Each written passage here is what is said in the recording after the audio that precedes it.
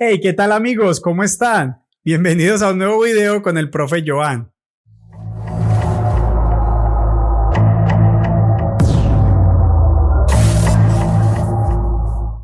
En clases pasadas estuvimos hablando de lo que es la materia. Más adelante estuvimos hablando de la ubicación de los elementos de la materia en la tabla periódica.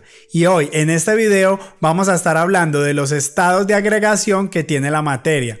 Bien, para empezar con este tema es importante hacer un pequeño recorderis sobre qué es la materia y recordemos que en estos videos habíamos dicho que la materia comúnmente está definida que es como todo lo que ocupa un lugar y un espacio en el universo que nos encontramos. Esa es la definición que más se utiliza de materia. Pero nosotros vamos a hablar de dos propiedades principales que tiene la materia y esas son la masa y el volumen. La masa se entiende como la cantidad de materia que tenemos y el volumen por el cambio se reconoce como la forma que tiene esa masa o esa materia. También es importante recordar que la materia está formada por una partícula muy pequeña que conocemos con el nombre de átomos. Los átomos entonces están compuestos por unas partículas subatómicas que son los protones, los neutrones y los electrones. Esos átomos el hombre los ha descubierto y aproximadamente tenemos 92 que son totalmente naturales y el hombre los ha ubicado en la tabla periódica como lo vimos en un video anterior. En el mundo en que vivimos podemos encontrar esos elementos que encontramos allí en la tabla periódica de a uno solito o en grandes grupos y de esta manera ellos pueden tener diferentes formas y estas formas las llamamos los estados de agregación de la materia. Estos cambios o fases que tiene la materia dependen principalmente de dos factores muy importantes que son la temperatura y la presión. Pero ahora bien, ¿qué es la temperatura y qué es la presión?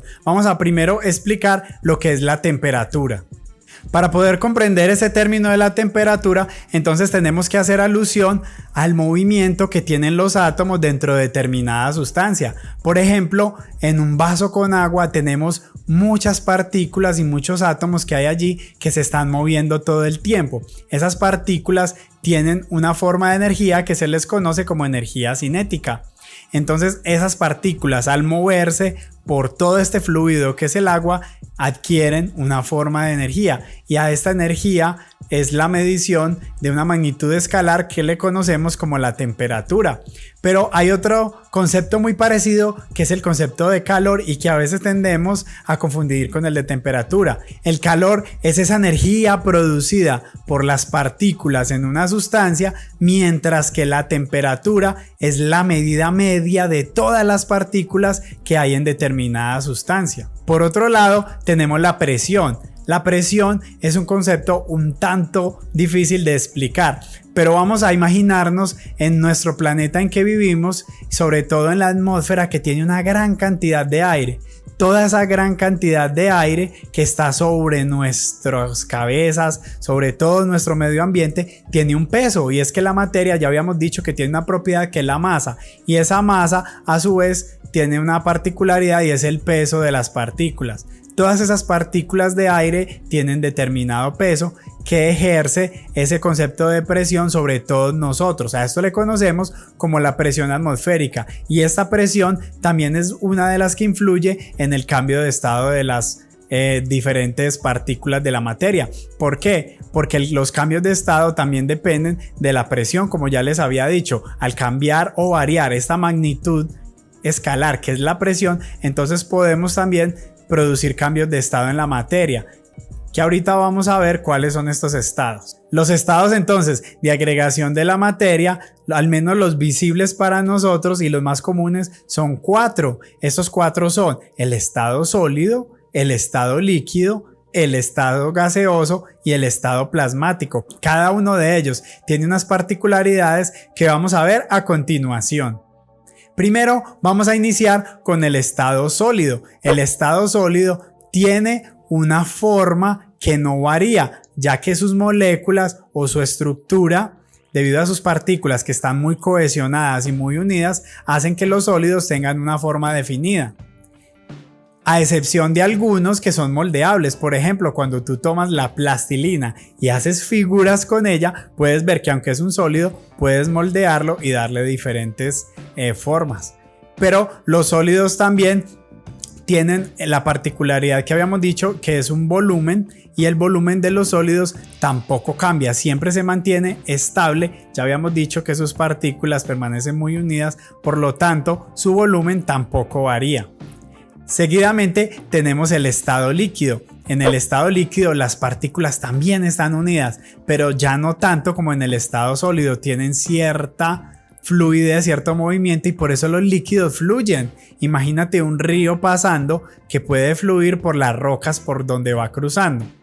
Esta propiedad a los líquidos de fluidez entonces les da esta propiedad tan importante, y es que si bien el volumen, aunque lo pasemos de un recipiente a otro, los líquidos no cambian, sí pueden cambiar de forma, porque los líquidos se adecúan sobre el recipiente que los contiene. Si tengo agua en un vaso, toma la forma de ese vaso, pero si lo paso a una jarra, también toma la forma de esta jarra. Por lo tanto, los líquidos tienen esa propiedad de fluir.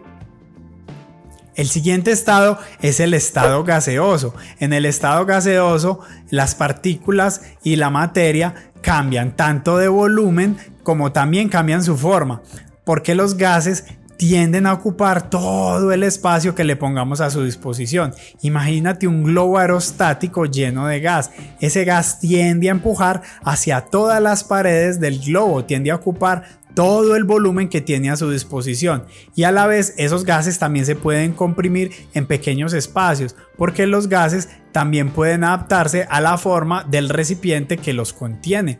Por lo tanto, los gases no conservan ni el volumen ni la forma. Por último, tenemos el estado plasmático, que es un estado muy interesante, porque en ese estado sobre todo se genera en altas temperaturas. Recuerda que dijimos que esta es una de las magnitudes que nos puede cambiar de forma la materia. A altas temperaturas también recuerda que los átomos tienen electrones.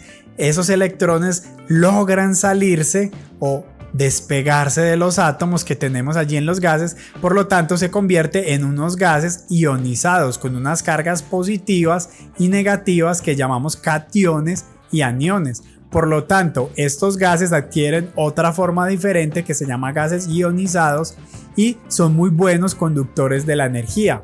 Por lo tanto, se comportan de una manera mucho más diferente al estado gaseoso. Este estado lo podemos encontrar sobre todo en el sol que nos alumbra todos los días, o en una lámpara fluorescente de las que tenemos en esos tubos largos que generan un gas que hacen que las partículas se choquen todo el tiempo, y ahí es donde se liberan los electrones que producen esa luz tan bonita que tienen las lámparas fluorescentes.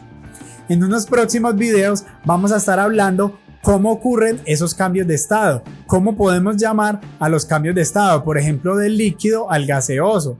En este video no nos alcanzaría el tiempo para explicar todo eso, y es un tema muy largo que vamos a estar trabajando en próximas ocasiones aquí en el canal del Profe Joan. Si te ha gustado este video tanto como a mí hacerlo, espero que le des una manito hacia arriba. Espero también que te suscribas a mi canal y le presiones a la campana para que no te pierdas los videos del Profe Joan. Los quiero un montón, chicos, hasta pronto.